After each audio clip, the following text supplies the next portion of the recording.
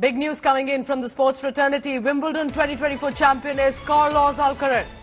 A young man, all of 21 years of age, Carlos has managed to win his second Wimbledon title. It's a back-to-back victory clearly for him. And remember, to defeat Djokovic in 3 straight sets clearly is history in many ways as well. Let's go across immediately to India Today sports editor Nikhil Nal joining me for the latest. Nikhil, this is quite incredible. How were the sets like? What exactly happened? And a second victory coming in for Carlos and against Novak Djokovic.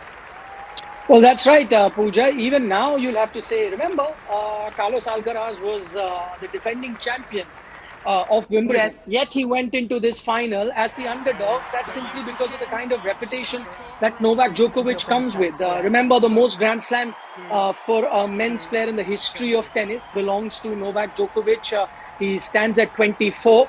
And this is only the 4th Grand Slam title that Carlos Alcaraz has won.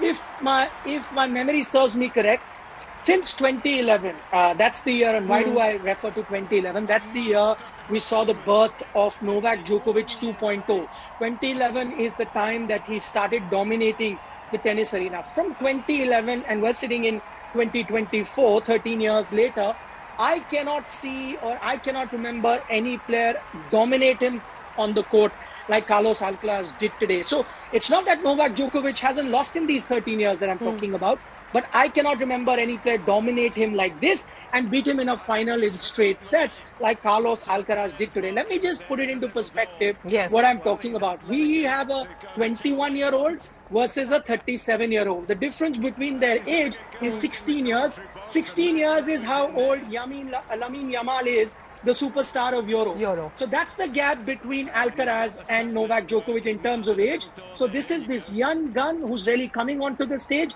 versus the king that is on the tennis court. And the way that he's dominated him today, I think today marks the day of passing on the baton. Last time also he beat Novak Djokovic in the final, but many thought that that could have been a fluke. That is a one-off. Remember, Carlos Alcaraz won the US Open 2022, then he won the French Open, he won the Wimbledon in 23, French Open in 24, you said, okay, clay is not Djokovic's surface, clay is Alcaraz's surface, so no one is taking it seriously. But now to win 2 back-to-back Wimbledons, beating Novak Djokovic in a final at that on both occasions says a lot about his, because young players, Pooja, come and we all talk about their talent. It's the mental fortitude, it's the mental strength that is sometimes missing in players. But that's exactly what Alcaraz has shown. To beat Novak Djokovic in back-to-back finals, I think the new prince has arrived. I won't call him the king, but the king is fading away with a knee injury. You saw him wearing a brace on his knee, Novak Djokovic, clearly not 100%. The king is fading away at 37, and the prince really has arrived at 21. Well, both clearly still the masters of the game, and you're right that in many ways this is as much about talent, but it is also keeping a certain mental strength, because you're up against Djokovic, who clearly has a history as a winner. But you tell me then, when you defeat the king twice, and this time again 6-2, 6-2, 7-6, where does this place this young player Carlos Alcaraz in the coming years, or possibly already with regard to the Wimbledon victory? Well, see, he's already won 2 back-to-back Wimbledon titles, and I can, there are a handful of players in the history of the sport that have managed to do it. Now, look at it from Novak Djokovic's perspective. He was gunning to win the Wimbledon title for the record 8 times. He would have equaled Roger Federer's record. He's already won the Australian Open 10 times, most by any players. But he was going to equal Roger Federer's all-time record of 8 Wimbledon titles. 7 is what Novak Djokovic has won.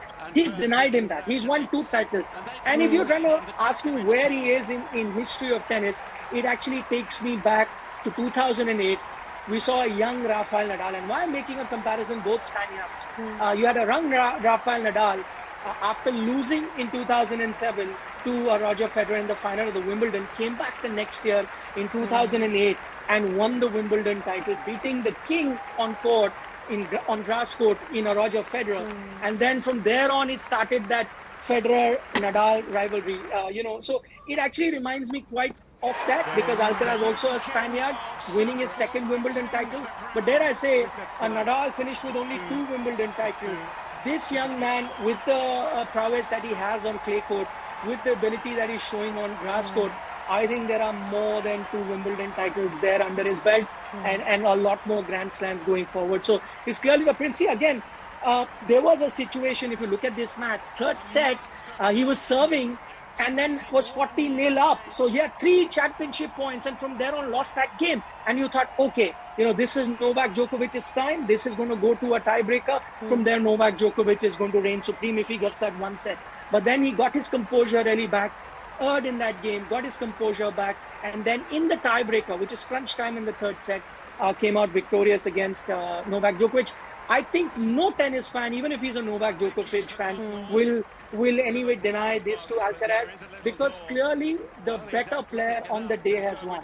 If you look at them shot to shot, temperament to temperament, today on the day, as great as Novak Djokovic is, Carlos Alcaraz was clearly the better player on the day, and that is why he deserves that.